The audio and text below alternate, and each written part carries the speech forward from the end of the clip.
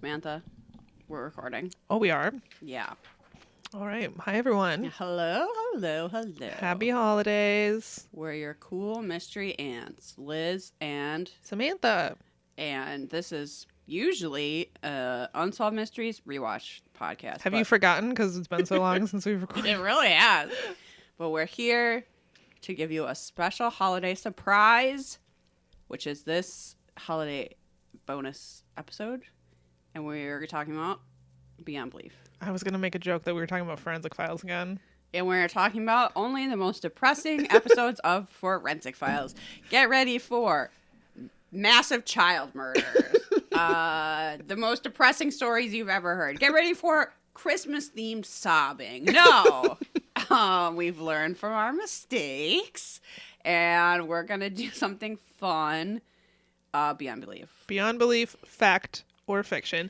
Are there any holiday-themed Beyond Beliefs? I searched for that and nothing came up, which Damn. is weird to me because I was like, surely they must have done a Christmassy episode at some point, but I couldn't find one. And You would think that would be really fun if you were a writer for Beyond Belief making up those stories. Yeah. To do a Christmas-themed one. I know. Santa Claus is real. Yeah, or like, did a burglar dress like Santa and come down a chimney? I don't know. Writes itself, really. It does. If you haven't listened to our Beyond Belief episodes in the past, which shame on you, but we don't watch the end part. So we don't know which of these segments Beyond Belief has said or fact or fiction. I personally think that they are all complete and utter bullshit, but you have to guess which one the show is going to say is true versus false. Yes. And we're going to alternate talking about each segment, and then at the end we'll do a reveal, Grand reveal together to find out if they said it was true or false. And I feel like, reveals are very in. Every children's toy is like, you don't know what the fuck it is, buy it. So is that on the packaging? it should be. You don't know what the fuck it is. Buy it, open it up, and then go, oh, I already have this one. That's the next LOL Merry doll. Christmas. You don't know what the fuck it is, doll. Yeah, you don't know what the fuck this is. Could be a piece of garbage. Well, isn't it usually a piece of garbage? It's usually some like little plasticky I mean, yeah. thing that's probably going to get lost in your carpet and you're going to step on it. I'm sure the LOL dolls are like, dolls. They're not just like an old shoe. No. Can you imagine? A broken radiator that somehow fit in the box. Yeah, no. I got my niece an LOL. It was a bath bomb, so the surprise was in a bath bomb and you put it in the bath. Cute. But now I'm picturing just an old shoe rises to the surface of the bath. A broken toaster! Oh, no. Yeah, that's dangerous. No. This is the Beyond Belief reveal where you just find out if it's fact or fiction. In the previous episodes, we learned that parrots are fiction, so keep that in mind. Birds are fiction, everyone. Buenos dias. Okay. I have the first segment. Okay, we're talking... Oh, I should have said... The way we've been picking these episodes is me Googling best episode Beyond Belief. That has worked, I think, up until this point. I'm not sure how this one got on the list. This one is... It's pretty mundane. Just okay, is how I would describe it. I don't know why. I think this was based on IMDb, like, user ratings, which, if you are on IMDb rating individual episodes of Beyond Belief, fucking bless you. You are a hero. You deserve a hero's burial. Thank you for your service. But this is a pretty generic one. Yeah. And actually, maybe I shouldn't be Googling best episode Beyond Belief. Maybe I should be looking for worst episodes of Beyond Belief. We would probably find those more amusing. Now that you mention it, I think that would be a better strategy. That might have been a flaw in my plan right there. Mm-hmm. Because what we consider the best episodes of Beyond Belief are the most ridiculous, which But maybe people who take the show seriously would consider those the worst. Somehow, last time that led us to fictional Buenos Dias parrots. But this time it just... Look, it's Beyond Belief, but... There's no Elmo P. Middleton in this episode, no, there's unfortunately. nothing that stands out as truly bizarre. It's season 4, episode 12, everyone. If you want to watch along. You can watch it on, I think it's on Tubi. It's also on YouTube. You could just Google that on YouTube. I watched it on YouTube. It's on Film Rise's YouTube channel. Yeah. And it aired August 29th, 2002. So the aughts are back, and here's how. Also, if this is your first Beyond Belief episode you've watched, we're gonna try and pronounce Jonathan Frakes' name correctly, but we probably won't. We probably won't, because guess what? My tongue says the word Frank a lot more than it says the word Frake. Yeah. So it just, that happens. If he didn't want to be called Frank, his parents shouldn't have given him that last name.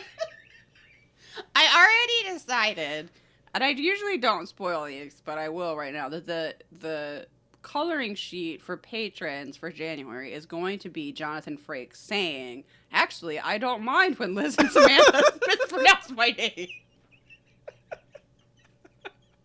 So if you would like to color that, be sure to sign up for our Patreon at the $5 level. Is Jonathan Frakes on Cameo? Yeah, but it's like $300. What? It's so... He's more expensive than B.D. Wong? Yeah, because he was on Star Trek. Okay, but that's fair. I have looked into it. And I was like, okay, I can't do a $300 gag. Also, I would do it if I could, like, use it as an ad for our podcast, but it's personal use. Personal use only, yeah. You can't somehow trick him into, like, endorsing your thing and then using that for advertising. That actually, of course, would cost more than $300 to get his, like, seal of approval on this podcast. Maybe if we ask really nicely. Please. Be like, I swear we're not making any money off this. We really aren't. It supports itself, and we thank our patrons for that. But at most, we're gonna buy a bag of cheesies. Yeah, it goes to some polar water sometimes. Yeah, the occasional pizza. I mean, no, I'm sorry. We're living a life deluxe. I don't know what you're talking about. Yeah, that's true. Yeah, so also you may have noticed, if you're in our Facebook group, that B.D. Wong is now on Cameo. If you want to pay $100 for him to say, hi, this is going out to Samantha? Samantha, thanks for being a fan. Okay, bye, this is B.D. Wong. Then you can pay $100 for that. You can. Look, I love B.D. Wong. I'm not sure if that's a good use of your $100. Again, if we could use it for non-personal use and could make it an ad for this podcast, I would drop $100 in a heartbeat. Hot second. But of course you can't. It's personal use only. So it's really just so I could get one that says like "Happy Birthday, Samantha," and then she could be like, "Thanks, Liz." Like, I don't know. It's a little pointless, but that squirrel though. My favorite squirrel on Instagram is on Cameo. How much is that? I haven't looked into it, but I feel like I would be surprised by how much a squirrel is getting. I feel like it's going to be like Cameo. $40 or something, and you're going to be like, it's a squirrel. Calm down. Should I look up how much Thumbelina the squirrel costs on Cameo? My guess is $40. Okay. I'm going to guess, 50 or 60 maybe. That's so much! For a squirrel, that is a lot. All right. It wants me to get the app. Why can't I just see it? Oh, that's stupid. Let me see if I can do it on my computer. Personal use, $39. Okay, wow! I'm so proud of myself. For business, I don't even understand. Somehow we were using the squirrel to like... You can spend $245. $245. And Thumbelina will... I mean, she can't talk, so we couldn't use it really as an ad for this podcast, but... That's very tempting. Look at this video, though, of her in little fake hair curlers. Oh, it's so adorable. Okay, if we wanted to get guess how much Jonathan Frakes is for business use? $1,000. $5,000. Oh, we better start saving up. How many years would it take us to save $5,000 for Jonathan Frakes to be like, I have a favorite Unsolved Mysteries Rewatch podcast, and it is Perhaps It's You. Fact or fiction? Fact! I didn't make it up. It is my favorite. Oh my god. We would make... we can't afford it. Okay. We can't afford Jonathan Frakes. I'm seeing we could afford Thumbelina, but I'm not really sure how she would record an ad for our podcast, unfortunately. Yeah, that makes... It's just clicking noises. B.D. Wong does not have a business use option. So. Yet.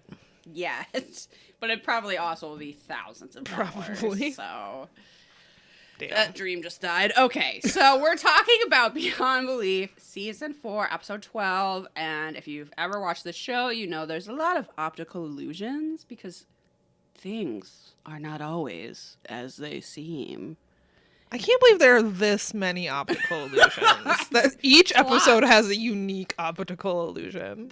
We're about to witness an illusion known as the impossible fork, which is that thing you might have doodled in your notebook while you were supposed to be listening in social studies class, where it looks like the fork is going to have 2 tongs, but at the bottom is 3 or whatever. Who cares? If you look at the top, yeah, it looks like it should have more or less. I fucking don't remember. But then Jonathan Frakes says, you may just encounter an impossible fork in the road. Oh, man. And now we get story 1, which is called Witness to Murder.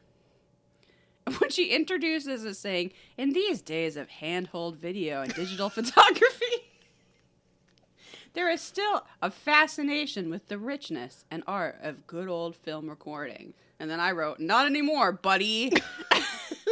And then this is about if ghosts show up on film. Mm-hmm. This is the story of Albert Wainwright, a ghost hunter, and it is narrated by a woman who's been working for him for 3 years. He is determined to prove, once and for all, that ghosts exist. They have been working at the Old Malone estate for the past 3 weeks, which is the longest. Like, every, ghost adventures or whatever, they just go for a night. Maybe, 2. This is serious scientific study. Liz. They're there for 3 weeks. There's, I wrote, a dude named Ron is also there, and there are rats in the walls. Those things are really not important. Okay. In this house, 40 years prior, Stephen Malone strangled his wife, Marcia, to death before hanging himself. Over the years, there have been sightings of their ghosts. Desperate to find a ghost, Westbrook sends for a renowned psychic. She, as soon as the psychic shows up, shit starts happening, so... Wait, wasn't she a hypnotist? Yeah, they say that at, the end. Because I was confused as to how a hypnotist is qualified to see ghosts. She's a psychic. But then at, the very end, Jonathan Frakes was like, it turns out she was also a hypnotist. Oh. Did she hypnotize everyone? Maybe. Is that how they're going to say this was real? Maybe. They don't actually tell you how things are real, so... That's true. They don't cite their sources. It's one of the more frustrating aspects of this show. Okay. So she says that the house is a PowerPoint, and then she immediately is seeing ghosts everywhere. A PowerPoint? Yeah. your boring presentation to your social She's studies gonna class? give a presentation on how there's a ghost in this. Can you imagine if a kid got up and was like, and my presentation is, there's a ghost in my house. I absolutely gave, I'm pretty sure it was a PowerPoint presentation to my communications class about the X-Files. Nice. So everybody that was in that class, you're welcome. I did intensive research on my subject. I gave a presentation, I don't think it was a PowerPoint though, but to a Spanish class on El Chupacabra. I think it was supposed to be a book report, maybe. I don't remember. And look where we are. You had to speak Spanish. I know. Look where we are today. These are the roots that led us down this road. Indeed. That metaphor made no sense. Okay. So let's see. Wait, ghosts, blah, blah, blah. Yeah, it's a PowerPoint. We see the psychic sees a man with a rope, and she hears a woman running in high heels, stuff like that. Everyone then sees ghosts fighting on the stairs, and the spirit of the murderer dude is very angry about being filmed, and he's telling them to stop filming them. Mm-hmm. He doesn't like it. He somehow knows what a camera is, but is also really against it. I guess it's only 40 years prior. This is when they're filming the ghost on the stairs, and Yeah. the psychic / hypnotist is making a lot of moaning noises. I don't remember that. Okay, this is the point in the episode where I texted you and I said, if I closed my eyes right now, I would get, and I didn't know what I was watching, I would guess this was they were filming a bad porn. Huh. Is truly what it sounded like. There is a moment where someone says, he's choking her. And, I mean, that could also be a porn. Maybe it's just a little kinky. But usually nobody has to, okay. Shout it. Usually Yeah. in porno, nobody's just walking by saying what's happening. He's choking her. Look, I didn't say a good porn. You know what? You're right. Okay. Anyway, moving on from Samantha's Pornhub searches, which is obnoxious, standard-by sex plus happening. Narrates the whole thing. Yeah, with detailed narration. Hilarious. Okay. Blah, blah, blah. Where was I? Okay, so the ghost didn't want to be filmed. Too bad, he was. So the film is sent to an overnight lab for development, and they said they were going to hold their press conference the very next day with their findings. And I would say that that's really not realistic, except that we've seen Unsolved Mysteries where people think they got photos of UFOs and schedule a press conference without having seen the photos. So I guess actually it's pretty realistic. I just wrote, Ron is wearing the worst shirt I ever saw. Honestly, don't remember it. It was some sort of blue button-up. It probably had a terrible pattern anyway. However, Dr. Wainwright never got to leave. When the rest of the staff is leaving the house, they find him dead in his car. Oh, no. Strangled to death with the film. Could you even strangle someone with film? It would be so... I mean, maybe with ghost hands. But Okay. Wouldn't it break? With human hands, I feel like it would be really hard to pull on. Yeah. And yeah, it would probably just break. I don't know that you could... I've never handled film, like video film, but I've seen film from a camera, and you could definitely not strangle someone with that. No, I don't. It would just immediately rip. Maybe it's gonna be false, but fiction. This seems like fiction to me. Okay, his death remains a mystery. Was it a ghost? I wrote, why was Ron even part of this story? He literally doesn't do anything. He's just like the love interest of the narrator. But if he wasn't there, everything would be exactly the same. Yeah. And then, Jonathan Frakes is like, oh, by the way, extra information we didn't include in the story whatsoever is that the psychic is also a hypnotist. Maybe she hypnotized everyone, but how does that explain the death? It doesn't. Was this a case of group hypnosis? Okay. And the film was damaged, right? So they couldn't actually show it. My immediate response was like, if they got this ghost on film, fucking show us the receipts. Show us the film. No, because it's a murder weapon that probably got destroyed. Right. So that's very convenient. I think, wow, this is a hard one. Are they going to hand wave it away by the fact that the hypnosis thing was thrown in there at the end makes me think they're going to say it was fact. That's a really good point. Because otherwise it makes no sense. Okay, I'm going to say that too. I'm going to say they're going to say this is fact. Right, and the fact that there's conveniently no film to actually show us. Well, there can't be. It's ruined by ghosts. Yeah, exactly. Okay. All right. Samantha, you're up next with the roulette wheel. The roulette wheel. This one kind of made watching this worthwhile because this is the most straightforward story, but there's an element of it that's so random and weird that I honestly cannot. So Jonathan Frakes opens up this segment by saying most gamblers know that they are prisoners to the whims of fortune. I wrote that down too. I was like, they do? I guess it's so dramatic. It's such a like fortune cookie phrasing. Prisoners to the whims of fortune, or like a 90s romance novel. Okay, can you help me understand this next one? Yeah. He says that Jimmy Welsh has an unfortunate name for a gambler and the bad luck to go with it. Okay, so like Jimmy Welsh. I put the captions on. That's his name. What does that mean? Oh, I thought it was Welch. Is it Welch? I thought it was Welsh. I think it's like he doesn't... Okay. Jimmy Welf? Why is his name unfortunate for a gambler? What does it mean? Okay, Welsh means fail to honor a debt. Okay. So you wouldn't want a gambler to have that name because he's not going to pay up. Got it. See, I did Google it and that didn't come up for me. Okay. I'll have you know, it's verb, often offensive. Okay. Oh no. We're going to be canceled. We're canceled. We said Welsh. Oh no. Ah! Oh no. Okay, so it is Welsh and okay, maybe that's a pejorative. I apologize. Jonathan Frakes said it. I'm just repeating it. We apologize to all those people out there that don't pay their bills. So, okay, so we open the segment and Jimmy is narrating. He calls himself a regular at the Royale Casino in Reno, Nevada. It was one of the... Okay, this is not a casino in Reno. This is clearly a boat, isn't it? The ceilings are so low. I mean, it's Yeah, it looks weird. It just... This is not a casino in Reno, and I don't even think it's a casino on land. Because the room is very small. It's extremely small. I don't really understand Unless the it's set. Like an illegal casino in the back of like a bingo hall or something. I mean, he does call it basically rundown and old. So Even maybe it is so, the back of a bingo hall.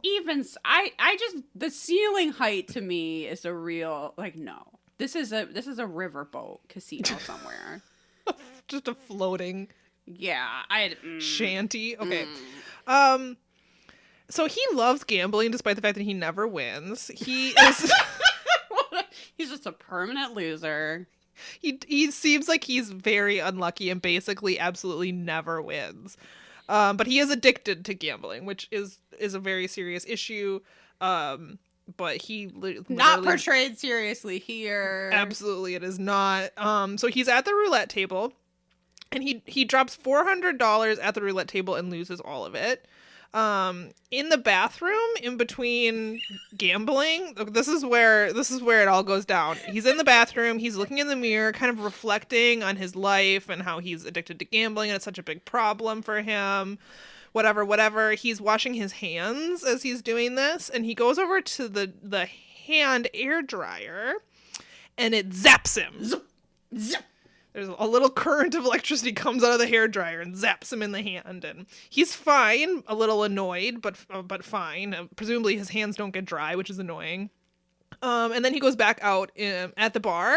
At this point he's lost $400. He's pretty much ready to go home. He's gonna get a drink, maybe something to eat, and then he's done for the night. Also, it's clearly day. Yeah, that's another reason I don't think this is a Reno casino, is that it seems like daylight is getting in and it seems very light. It's not a good set. It's not convincing whatsoever. Atmosphere at all, where they don't want you to know if it's like, you know how like casinos don't have clocks, they don't want you to know how much time has passed, right? Like, they don't want you to see the this sun. Is like clearly the middle of the day. Yeah, it's not a great set. They maybe spent $20 on it in total. So he's at the bar, and since he's a regular, he's chatting with the waitress. He knows her. And he challenges her to a coin flip, which I don't really understand, like, the outcome of this. The show makes it sound like if he wins the coin flip, then he doesn't have to pay his bill. Yeah, and she agrees to it. Yeah. Which I don't know is something you can do as a waitress, but... I think there's people probably make that offer to her every single day, and she says absolutely not. No. But she, in this instance, accepts. He flips the coin and is surprised to win the coin flip. It's apparently the first time he's ever won anything in his whole life. Yes. Despite going to this casino every single week. And she says, maybe your luck is changing, and walks away. And at which point he flips it again, and he gets it right. And then he flips it again like 10 more times, and each time he wins. 26 more times, actually, I wrote it down. And each time he wins, every single one, which statistically is unlikely. And he says, for the first time in my life, I was in control. No, you're not. Because so what would happen is he'd flip the coin, he'd call it, and then it would be correct. So he feels like he's influencing the outcome of the coin flip, so that's why he feels in control.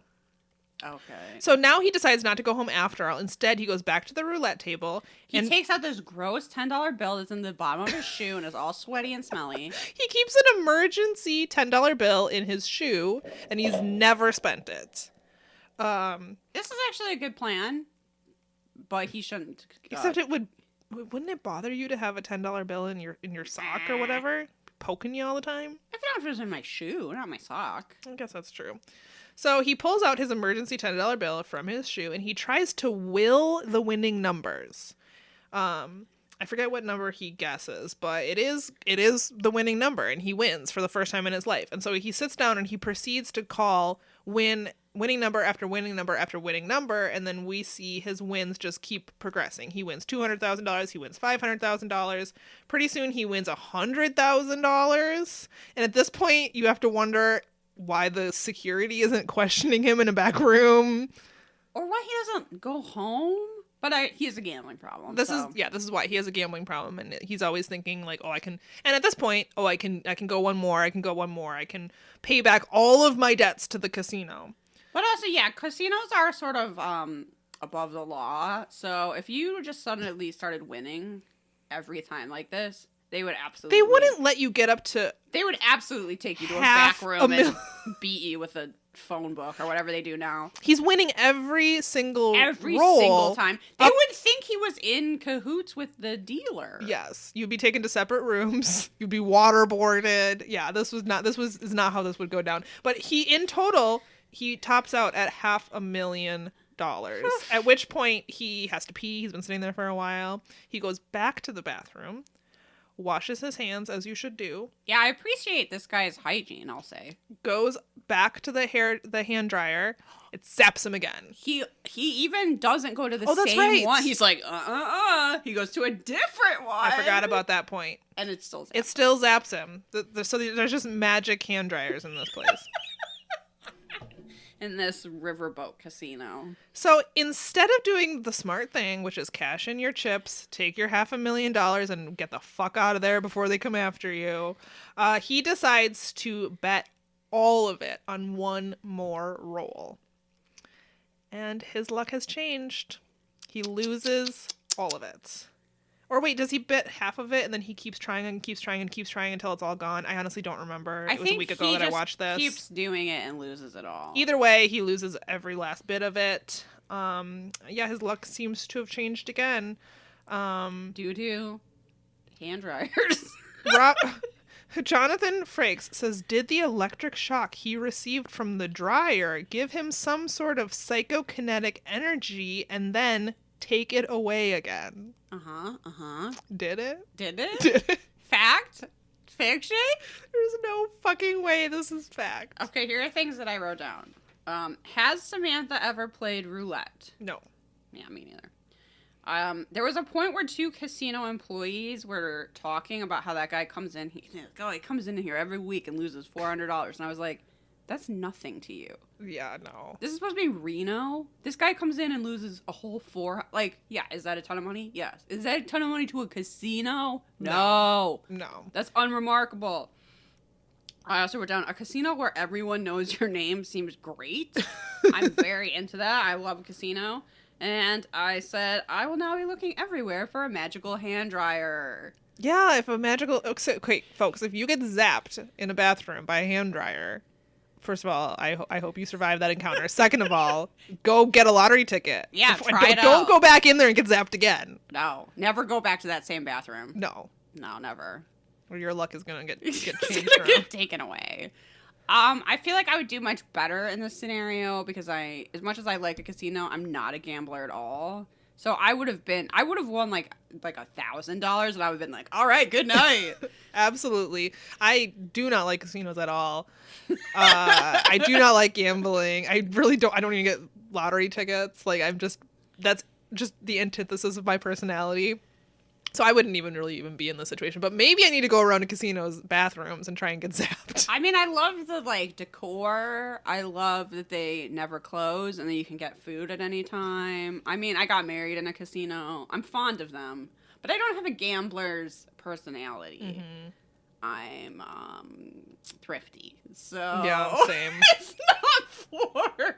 It's not for me. I won a whole $27 at blackjack on my wedding night, and I was like, all right, better cash out before I'm down.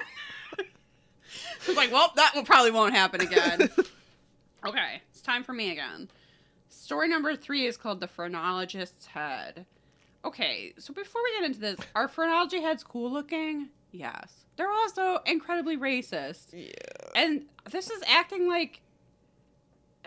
When they talk about phrenology heads in this segment, they're not talking about them right. No. They're talking about they're acting like it's astrology and it was supposed to be different parts of your personality, and it was actually a racist way of deciding what people were like based on the shape of their head. Yes. It's not a whimsical fun thing. No. Would I like a bunch of phrenology heads to store wigs on? Yeah, that would look pretty bitchin', but they're actually very creepy and terrible. Okay. So, I just wrote, oh, good, we're talking about phrenology now. And that Jonathan Frakes compares it to brain scans, saying it's the brain scans of the past. And I was like, that's not similar at all. No. It wasn't supposed to be about your brain. It was literally about the shape of your head and, how that meant you like weren't smart or whatever. Mm-hmm. All these, it's bad. Jonathan Frakes, it's bad. Yeah. But I think they wanted to sidestep around that for this segment. This is a story of Dr. Cullen, who's been a doctor for 12 years, which is odd because he seems much older. He must have gotten into the profession late. Yeah. Okay. So look, he loves his work, blah, blah, blah. He has to tell a woman named Martha that she has a serious brain tumor and that she needs an operation that only has a 50% chance of survival. God. And she's like, I'm going to do it. I want to see my grandbabies grow up or whatever. Or maybe it was her children, because she's actually pretty young. Because Dr. Cullen is haunted by the fact that this has happened to someone so young, and it's, I don't know, a type of cancer you would expect to see in someone older. This is all made up, so I'm sure the medical information is not correct. He's so caught up in these thoughts that he forgets to meet his wife, Annette, for dinner or something. And she has a present for him. She comes to his office when he fails to show up, and she's also, like, not pissed at all, which is weird. And she gives him his present, and it's an antique phrenology head. And it comes with a guide that tells you what the different regions of the skull mean. And then, for some reason, they decided to take it, like, one step further into ridiculous land. And they say that it once belonged to Sigmund Freud. Himself. And I was like, this was just an antique. That would be in a museum. She supposedly found it at a thrift store. That she's just, like, walking by and she saw it in the window of a shop. And it, like, came with authentication that it was from Sigmund Freud himself. Yeah. All right, lady. I was like, you should deal with the fact that your wife is a liar. Okay.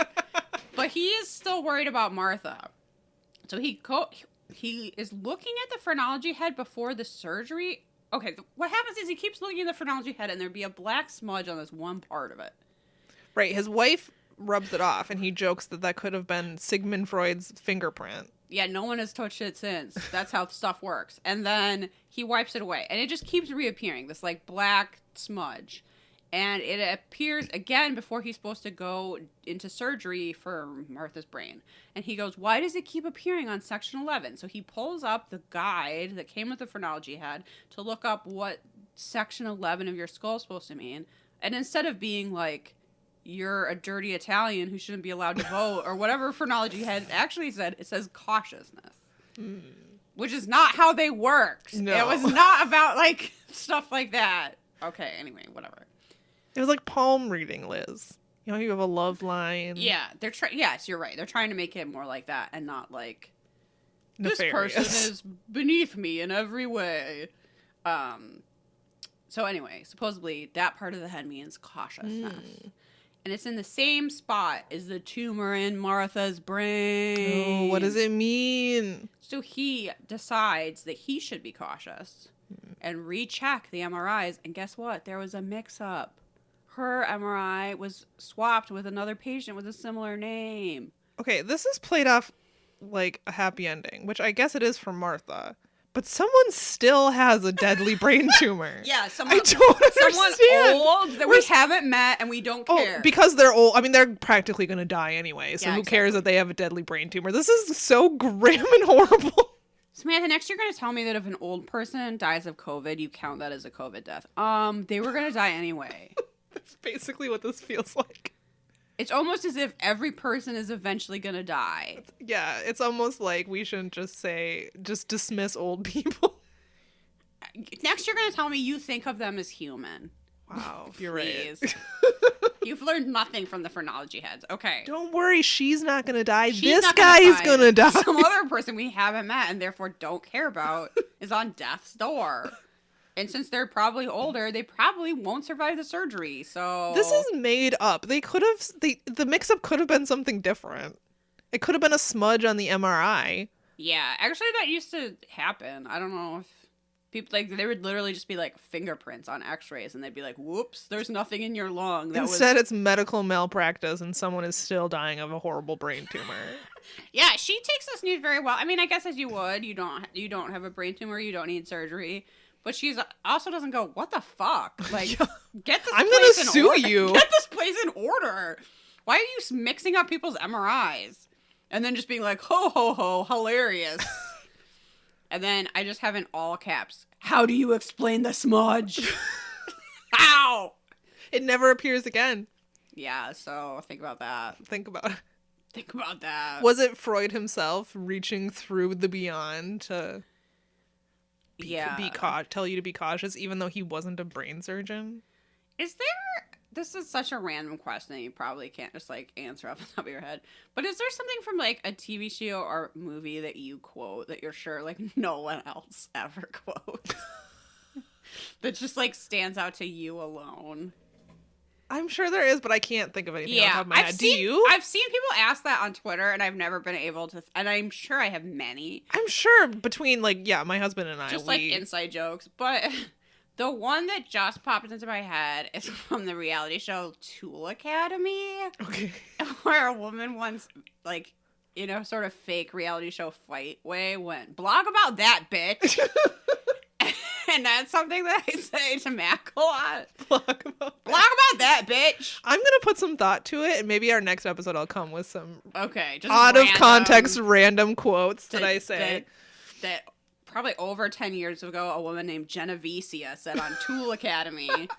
But I feel like that is the same tone for, how do you explain the smudge? Talk about that, bitch. I mean, I do frequently say, Grandpa's dead, which isn't even a quote from the show, but... It's from our own podcast, I guess. Okay, you now have a story about infrastructure for us. Okay, is there a version of this story in every episode of Beyond Belief? This was like out of a generator. You could make a bot that watches every episode of Beyond Belief and then like generates a story, and it would be this. Can someone make that bot? Because I want to read it. I want to read the story that it makes. The Beyond Belief bot? I wish I could code because that would be amazing, but I cannot. It would be like a bird saves a woman from flying away in a plane that has no pilot. Oh my god, you're so right. Fact or fiction? In a world of optical illusions, a boy was warned by a message on a stone not to enter a cave. He didn't, and the cave collapsed. Yes, that's what this sounds like. Fact or fiction? Like, you could just put this into a generator and come up with a story. So this is the bridge, and yes, Liz is correct. This is about our failing infrastructure. Mothman tried to warn us, and we have not taken his messages seriously enough. This is the consequence of that. So Jonathan Frakes walks out to stand in front of a table full of what we're told is hiking gear. He holds up an axe, like that's a normal thing you would take on just a stroll through the woods. I do think hiking is kind of funny because, for the most part, it's walking. It's just walking in the woods. Walking. Calm down. Jonathan Frakes is making it sound like it's like mountain climbing, though. Like, there is a spectrum of going on a hike where he goes hiking like it's really, there's no trail. I'm not climbing Mount Everest. I'm just going to walk through the woods by my house. He's hacking down the brush. He has a machete in each hand. He says that hiking is not just the pursuit of Boy Scouts and hardy mountain men types anymore. It's like... hiking can just be walking through the woods on a trail. I don't understand. Look, apparently, there was a point in the 90s where we were like, wait, people want to walk outside, and that was, like, new information. The point, which has absolutely nothing to do with the story whatsoever, is that companies are coming up with, like, gear that you can buy, and so you too can hike. Entire stores are devoted to hiking. He can't believe it. It's big business these days. And I think this is why I wrote down even weaklings like me can go hiking thanks to capitalism. I wrote these notes a week ago. I was looking through them before we started recording, and I'm like, that? I don't remember this at all. But yes, that has nothing to do with the story. But look, the world has gone topsy-turvy. Women are outside. Now your uterus won't fall out if you step foot on a trail. Okay, but wasn't it only until, like, the late 70s women were even allowed to run a marathon because they were afraid your uterus would just fall out of you? Honestly, that sounds right. That had never happened ever. People were like, I don't know that the female body can handle running. Oh, my God. Yes, I believe that is true. I mean, the 70s, a woman couldn't have her own bank account, so... it wouldn't surprise me at all. Yeah, a credit card in her name. Couldn't do most sports because, again... uterus. Her uterus might break. Where were these people that thought that you had no pelvic floor would just drop out. That just like, I think also just like they thought just your organs would fall out. Again, a thing that had never happened ever. Like a woman is like running to the finish line, like, oh no, my kidney. She leaves a trail of organs behind. Oh my god. I can see why people didn't want that to happen. Sounds like a nightmare, but it had never happened. It had never happened and never will. So funny. So yeah, times are a changing. This woman in the story is gonna go on a hike, and thanks to capitalism, she can. Not allowed. No. So Jonathan Frakes says it is always safer to hike in groups, but sometimes a solitary walk in the woods is just what the soul needs. So wise. Trisha is going forest bathing. Before that was a thing. Okay, what was that thing that was briefly people got really into like sorry, Mom and Dad, I didn't make up this trend. But it was like that you would literally show your asshole to the sun. You know what I'm talking about? But was that real or was that just a meme? Okay, people really did it. Okay. I don't know that they were supposed to, but it would still like wake you up or something. But then everybody kept getting horrible sunburns. So I think their asshole. So I think they said you're not supposed to do it very long. Well, also your asshole is. I mean, most people's assholes have never seen the sun. I mean, there's a whole phrase about it. Yeah. That's so funny. Yeah. I don't know. Does that have a name? I'm sure it does, but I don't know what it is. Asshole sunbathing? It's probably not what it is. Is that a thing I should put into my Google algorithm? I think it was like a Goop suggestion. What was that trend where you show your asshole to the sun? I literally am typing this into Google. I didn't make it up. I just want to Okay, I'm sorry. I have to say this. It's perineum sunning. Okay. See? I didn't make it up. And health.com. Oh my god, this cannot be. No. Okay. It's an ancient practice. Uh-huh. Yeah, the something about the gate of life and death. Just does not sound. Health.com, it knows. Influencers are sunbathing their buttholes as the new wellness trend. Yep. That's a thing that I searched now. This is why you need to clear my internet history the moment I leave this earthly plane. It'll also be on this podcast forever. You're doomed. Right. You're doomed. Oh my god. So anyway, she's probably in a mere 30 seconds of sunlight on your butthole, you will receive more energy than you would in an entire day being outside with your clothes on. I'll have you know. Okay. So I assume that's what she was going into the woods to do. Because I can't just like walk into my front yard and do that. I mean, physically you can. I will get arrested. Officer, I'm sunning my perineum. I'm going to get more energy in 30 seconds than you will in a whole day. It's like, tell it to the judge, ma'am. Cut to Liz being pepper sprayed on her front lawn, naked from the waist down.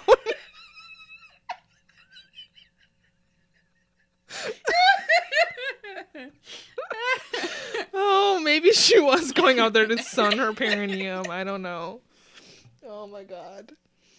Oh my god. I don't remember why we're talking about. I don't either. Oh yeah, because I mentioned forest bathing. Oh yeah, that's what it made me think of. Remember that other woo-woo thing where you showed your butthole to the sun? And the sun goes, I didn't want to see that. No thanks. I'm going to burn you now. Why is your butthole taking so much more energy than the rest of your skin? I have no idea. Does it have special powers? It seems like that would not be true because it wouldn't happen very often. It's not natural to cover your butthole with fabric, that's why. I guess, but still. Okay, so help me. I will never recover from this conversation. Trisha Kober is about to go for a hike. to get in touch with nature. I mean, it doesn't say what she's gonna do to get in touch with nature, all but know what that means. I think we can all guess. So, Jonathan Frakes does say that she's about to get in touch with much, much more. Well, there you go. She's gonna get that energy. That does sound a little sexy. I don't know.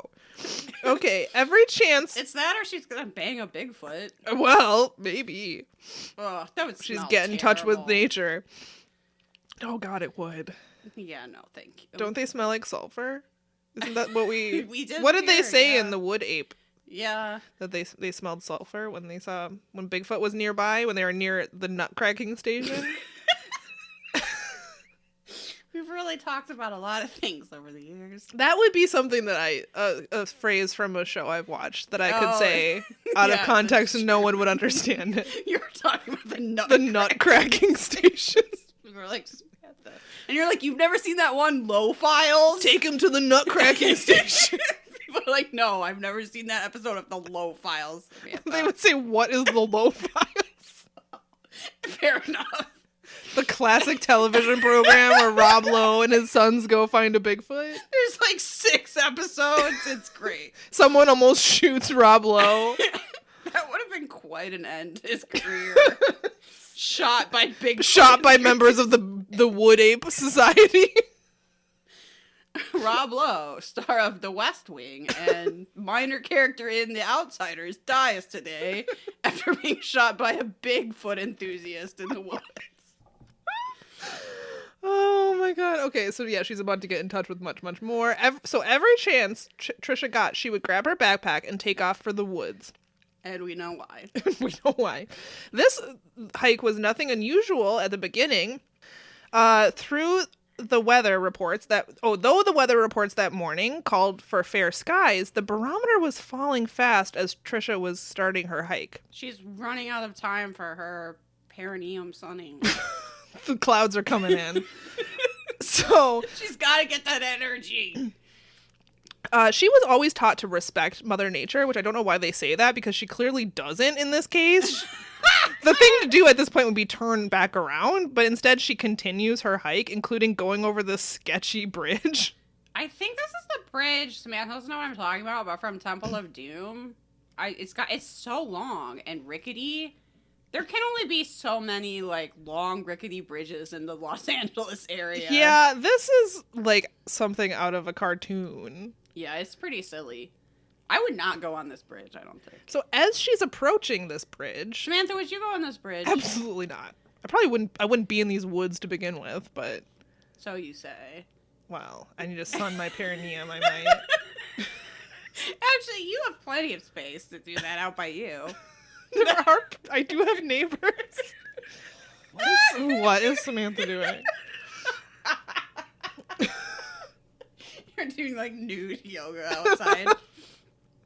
I'm absorbing more energy than you do in an entire day in 30 seconds, I'll have you know. What does that mean? I don't know. It hurts me. I don't know. So she's approaching this bridge and the air shifts subtly, which if she was respecting Mother Nature, she would probably not go over the rickety bridge over a raging river, but It's probably full of alligators if Temple of Doom is to be believed. probably. So she even says that the bridge looks sketchy, but it was the only way to the other side, so she decided to go for it. Can't she just go back the way she came? Seems like she probably could. Why does she have to go to the other side? Don't know. She's a chicken? She's late for her Bigfoot hookup.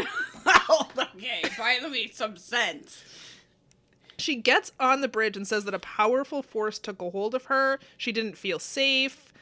She lost the ability to take Turn charge of the situation. around. Well, at this point, she's in the middle of the bridge and she's panicking. She says the bridge took on a life of its own. She felt dizzy and weak. Her legs felt like they were made of rubber. She says all the warning signs were telling her to run to safety. But she needed to walk slowly to get off the bridge for fear that, like, she would, I don't know, fall through or something. Yeah, well, also maybe she could stop walking in a really exaggerated zigzag fashion. That might help. The wind was blowing, Liz. Uh-huh. It was blowing harder and swaying the bridge. Mm-hmm. So she's starting to panic. She's unable to move because she's so panicked when a woman in a white dress appeared. The white dress turns out to be a nurse's uniform, and she appears out of nowhere. The name on her name tag was Margaret Lang. The woman tells her to stay calm, but to get off the bridge right away. You know when people mysteriously appear to offer you help, they're wearing name tags? And a nurse's uniform in the middle of the woods in a storm? Mm-hmm. Very normal. So something about the woman gave Trisha the courage to move again, but as soon as she got off the bridge, it instantly collapsed, taking the woman with it.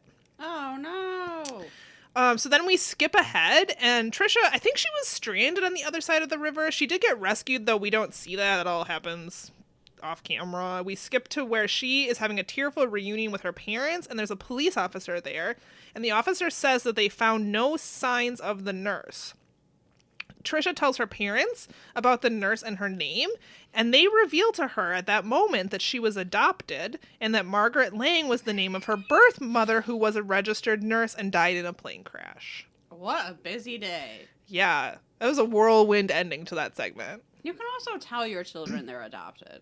It's really okay. You can. It's there's a little factoid from me. You don't have to wait till they almost die in a bridge disaster. And then tell them in a parking lot. Yeah. Yeah. It's The really the gonna be ghost all they right. saw on They'll a bridge know- was their they'll birth know mother. you still love them. Yeah. That's me, a parental expert with no children. Do you think that one was fact or fiction? Oh, I think they're going to say that one's fact, actually. I do too. It's so formulaic that I think they're going to say it's fact. What about, I don't know that we ever decided if we set the phrenology how it was going to be fact or fiction. Oh my god. That better be fucking fiction. That better be fiction. But medical Sigmund mistakes happen all the Freud? time, Liz. Sigmund Freud. Okay, yeah. It better be fiction. I usually say But that you know about most what? of these. You know what? They're probably going to say that one's true. Okay. See, I'm conflicted on a lot of these. I think they're going to say are true. Maybe you think true for all of them. I don't know. That statistically seems unlikely. Okay, so the cigar box is the last one. Oh, okay. And once again, Jonathan Frakes tells us, you never know what items you might find at a garage sale or swap meet. Tell me about it. That's my life. Okay. Focusing on a cigar box full of mementos, he says, who knows why people save certain things? And I wrote, the people who saved them do. It's not actually a mystery. They had sentimental meanings to them. It's not like... Who's to say why people do what they do? Everyone is deranged. Okay. It'll turn out to be an experience that they won't swap for anything. Oh. This is the story of Aggie, who goes to a swap meet with her daughter, Heather. They literally arrive, and then Heather's like, I'm late for work, we have to go. Or, I'm sorry, Aggie is. And I was like, wow, this is really bad planning. Why did you take your daughter here to, like, turn around and immediately leave? Makes no sense. Barely looking at anything. At which point, a cigar box starts rattling, and Heather points it out, and Aggie opens it and says she doesn't see anything that would make it vibrate. Except that there's a wind-up robot toy in there, which literally would do that, so that makes absolutely no sense. Also, I literally have that exact same robot, and it's not old. This whole thing is a scam. Okay. Do you keep it in a cigar box and every once in a while it rattles the box? No, but maybe I will now. Okay. So Aggie says that she is now officially late for work. It's like, you are bad at this. You are a bad planner. But...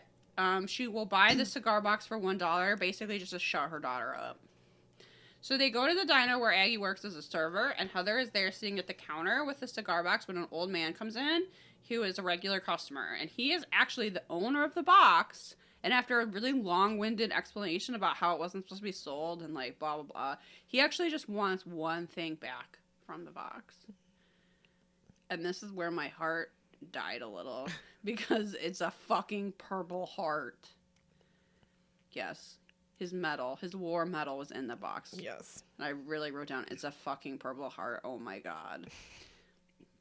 And he literally says, quote, I got this fighting Nazis in the Second World War. Okay. All right. And I think he talks a little bit about the war or something. And then Heather tells him that sometimes the box vibrates. And he said, really? Maybe it was the purple heart. Hearts do beat, you know.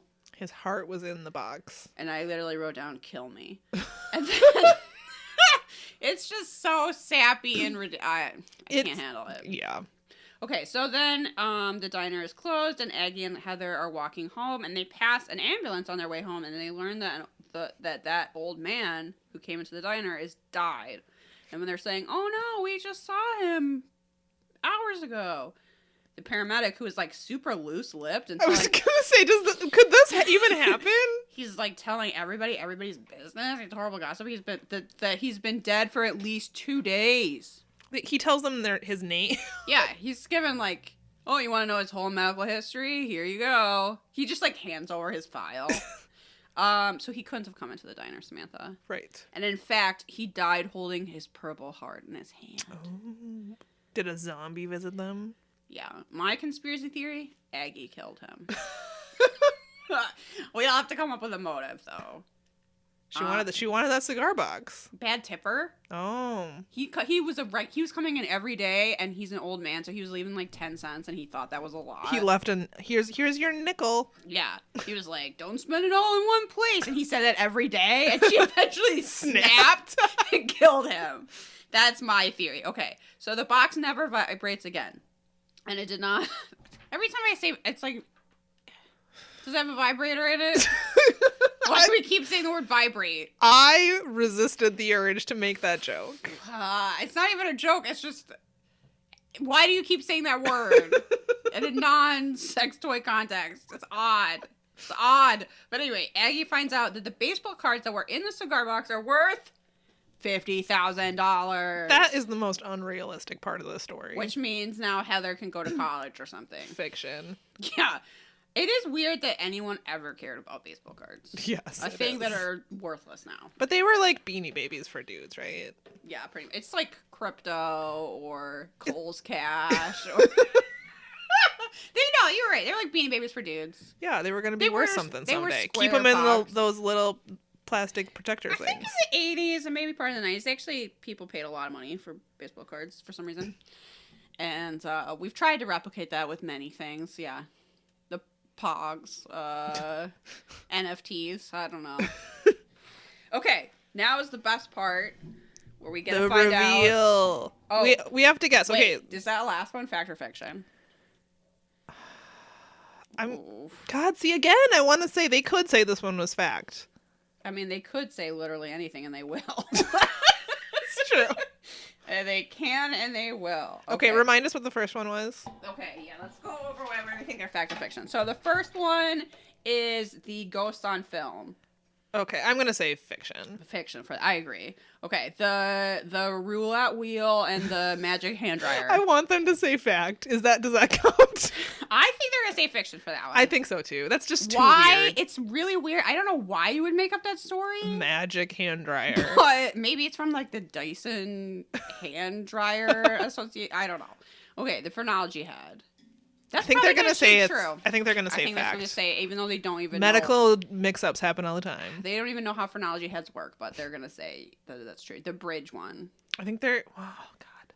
I think they're gonna say that one's fiction for some reason. I think they're gonna say it's fact. It's so formulaic. That's why I think they're gonna say it's fact. Oh, you might be right. Oh goddamn. Okay, we'll say that they're gonna say that one's fact. What about the cigar box? Did Aggie kill him because he was a bad tipper? Fact. Okay. Let's go. All right. Go. Heckling. Let's review the story of the ghost hunters who tried to capture the spirits on film. Are you seeing that through the lens? Are you getting it all, Tara? Close your eyes. Keep shooting, Tara. Get it all. Yeah, why is he talking that voice? Does he only have a sexy time Stick voice? with this, Tara. Get it all. I don't like this. I don't like this at all. He's angry. He does not want you to be filming him. I mean, consent. Yeah. Fact. Yes, it is. No! No! In the years following World War II. Oh, it took place in England, everyone. That's how you know it's fact.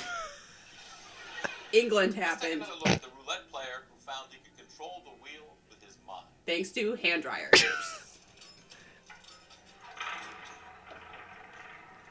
Fiction. Is it possible story is true? Nope.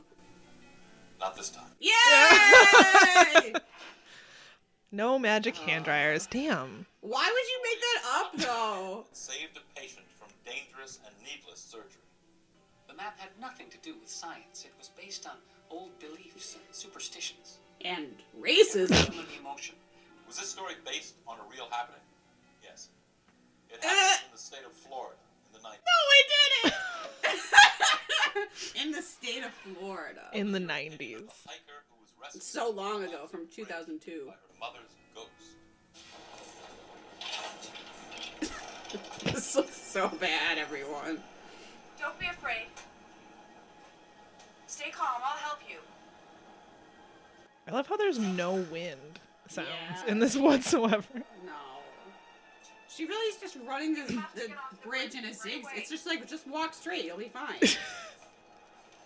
There's no need for all this Story dramatics. Inspired by an actual event? Yes.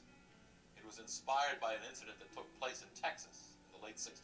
They're just making this up. What? They're just throwing darts at a map. Cite your sources! Starbucks and the Purple Heart Medal. How did you judge that? Sometimes the box vibrates. Maybe it was the Purple Heart. Oh my god. Hearts do beat, you know. Kill me. Nah, his heart isn't beating. Is this strange story based on fact? Yes. What? It took place in Ohio in the early 80s. They're just saying states and decades. They're... Navigate the water That makes it true. by the islands of truth tonight?